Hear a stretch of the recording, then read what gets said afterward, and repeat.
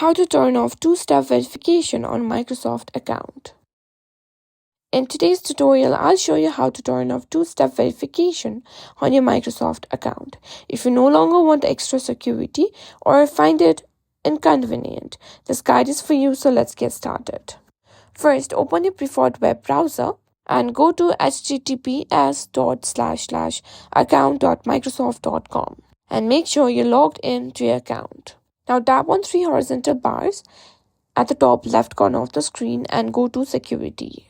At the top, you can find an option that says two-step verification. Tap on it. Now tap on Manage at the top on two-step verification. Here, as you can see, I have not set up my two-step verification yet, so I need to set it up. But if you have your two-step verification, simply tap on Turn off two-step verification. A confirmation message will appear. Click Yes to proceed. Microsoft may ask you to verify your identity using an authentication method like an email or phone number. Just do that. And once completed, you'll see a message confirming that two-step verification has been turned off. And that's it. You've successfully disabled two-step verification on your Microsoft account.